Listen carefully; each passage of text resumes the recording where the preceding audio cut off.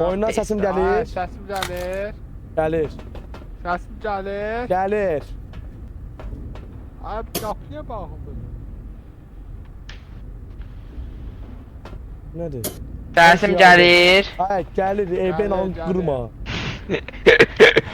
Hə, Danış. danışıram. Bir də danış. Aaaa! Sus. Deməli uşaqlar, oyunun məqsədini mən də bilmirəm. Aha. Buna bax. Təmir. Təmir. Ah! Ah! Apas başına. Patlatma. Nədir? Nəyinə Nə baxaq? bileyim zamanı?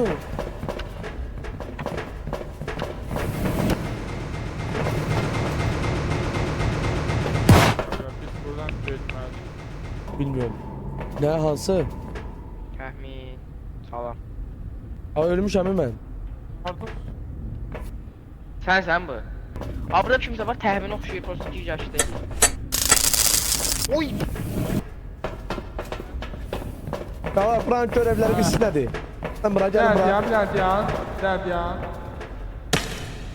Hə, başını gör.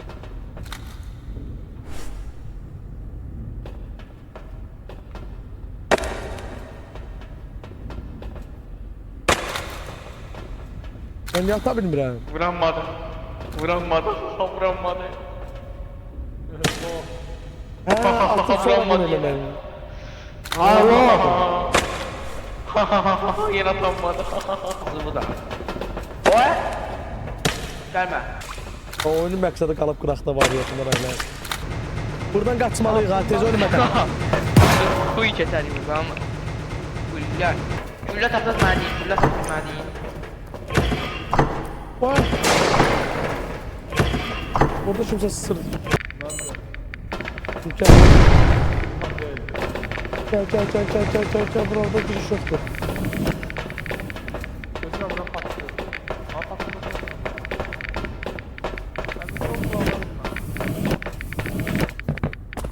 Ha, burada da şey var. Ha. Gel.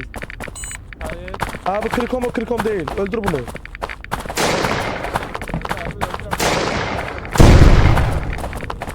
Ananı. Ne oldu? Mənə solu.